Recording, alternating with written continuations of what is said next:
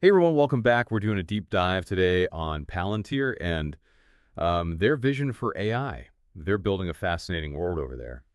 Our source material is an interview with Alex Karp. He's the CEO of Palantir, and it was on CNBC right during their AI platform conference, actually. What's cool about this interview is it's not just about the tech.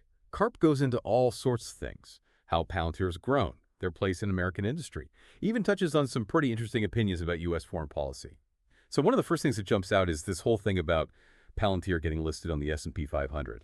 You probably already know that's a pretty big deal, right? But for a company like Palantir, which has always been kind of mysterious, this is huge, really shows they've made it into the big leagues. Karp seems to really get a kick out of this achievement. He calls it a long ride, and emphasizes that Palantir has always done things their own way. He's really big on American strength, too.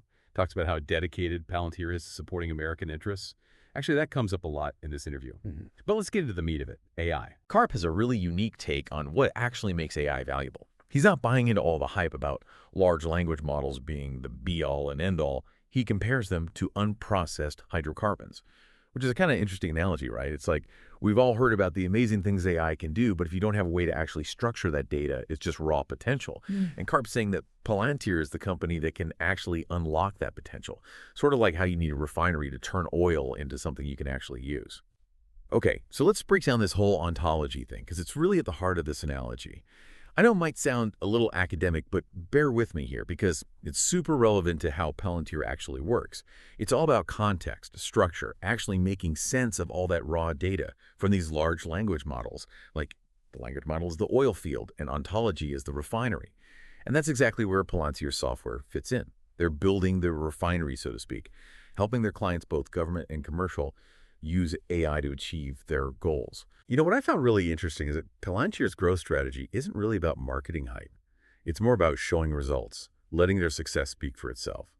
Karp's big on this showing, not telling thing, and he points to the 111 partners presenting at their conference as proof. And here's another thing. Palantir is becoming more and more known for their commercial work, which is growing like crazy. It's kind of a shift because for a long time, they were mainly known for those big government contracts. Karp actually says he wants Palantir to be 10 times bigger.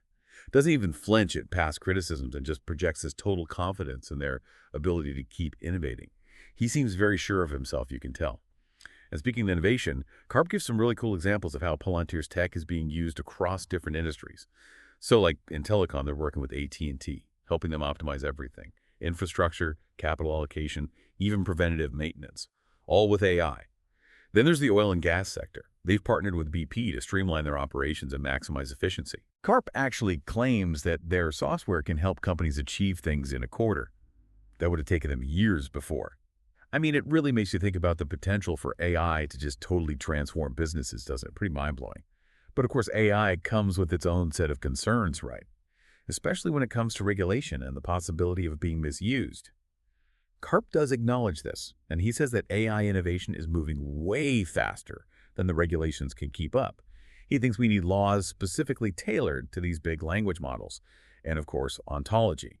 He also talks about election security, argues that the U.S. needs to be really strong in its stance against any interference, and that goes for both physical and cyber threats.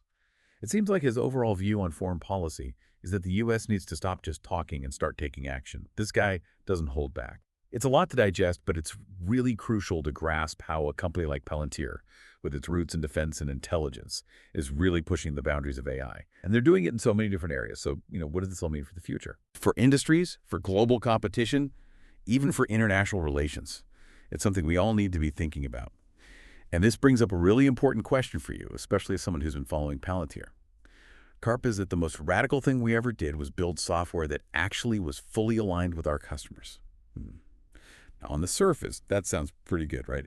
Building software that perfectly matches what your customers need. It means you really understand their needs. You tailor solutions for them, make sure the tech actually does what it's supposed to. But when you're talking about customers like government agencies and military organizations, that alignment takes on a whole new meaning. We're talking about organizations with immense power, organizations that make life or death decisions in a world that's full of complex geopolitical situations. So how do we balance this close alignment with the risks that inevitably come with AI, especially in these sensitive areas. This goes way beyond just the technical stuff. It makes us think about how we develop AI, how we use it, how we control it, in a way that actually benefits all of humanity, not just a few select groups. I think it's important to remember, AI doesn't exist in a vacuum. It's shaped by the people who create it and the organizations that use it. When we talk about alignment, we need to think about what exactly is being aligned and whose interests are really being served. This brings up some pretty big questions about transparency and accountability. For example, if a government agency wants to improve surveillance, how do we make sure the AI they use doesn't step on people's civil liberties? Or in a military setting, how do we prevent AI from escalating conflicts or being used in ways that break international rules? These are tough questions. There aren't any easy answers. But they're the questions we need to be asking as AI becomes more and more part of our lives, especially in areas with such high stakes. What's clear from Karp's interview is that Palantir sees itself as a major player in shaping this future. And they're not shying away from those complexities. In fact, they're leaning in, even if it means pushing the boundaries and starting those tough conversations. So as we move into this new age of super advanced AI, I think these conversations are absolutely critical. And not just among tech people or politicians, but as a whole society. We need to talk about the good and the bad and work together to make sure AI is developed and used in a way that reflects our values and benefits everyone. It's a massive challenge, no doubt. But I don't think it's one we can afford to ignore. It's pretty wild to think about what this all means, right? Like, on the one hand, you have this insanely powerful technology that could potentially solve, like, some of the world's biggest problems. But, on the other hand, there's this huge potential for misuse, especially when you're talking about governments and militaries using it. Karp definitely seems to be aware of these concerns, though. He even brings up the need for regulation himself. He talks about how AI is just moving so much faster than the laws that are supposed to, govern it. And he thinks we need more specific legislation, especially for those big language models. And of course, ontology keeps coming up. Which kind of brings us back to what makes Palantir different.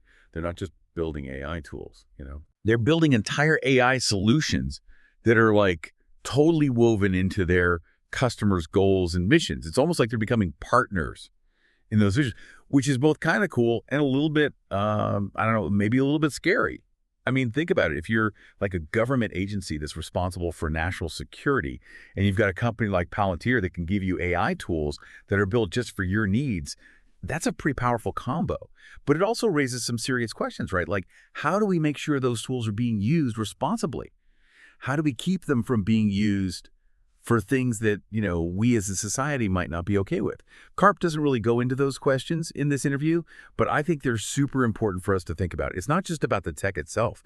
It's about the values that are baked into that tech and how it gets used in the real world. It's like we're standing at this like fork in the road. We have this amazing opportunity to use AI to make things better in so many ways, but we also have this, responsibility to make sure it's used for good and not for bad. I think the main takeaway here is that we need to be having an open and honest conversation about all of this, about the ethical side of AI. We got to talk about the risks as well as the benefits. And we got to make sure everyone has a seat at the table, not just the people building the tech.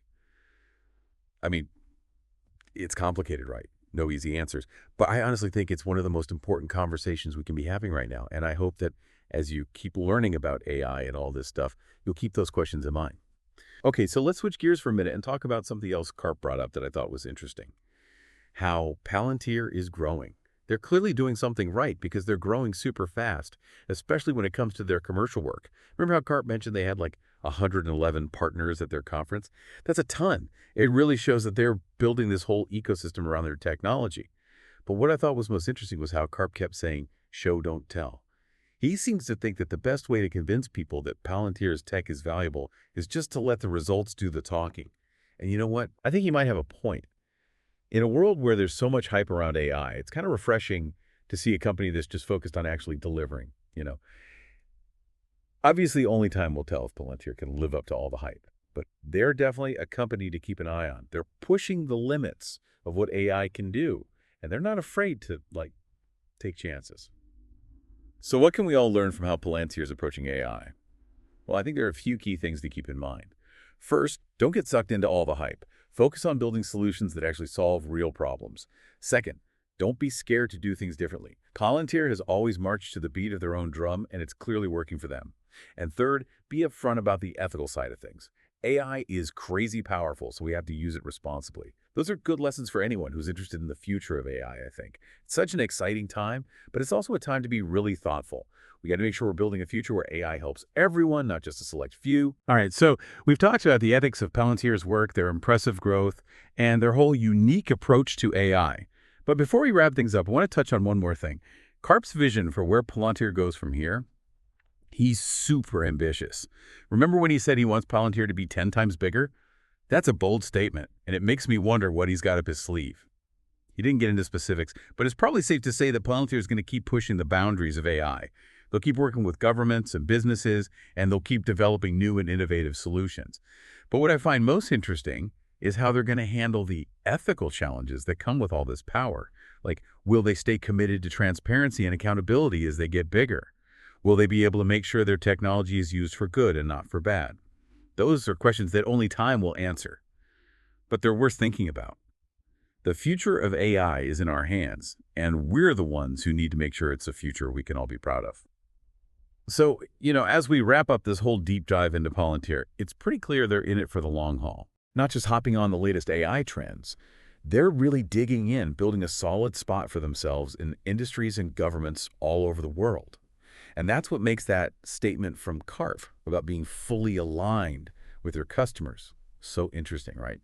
Like, think about it. Most software companies want to be like platform agnostic.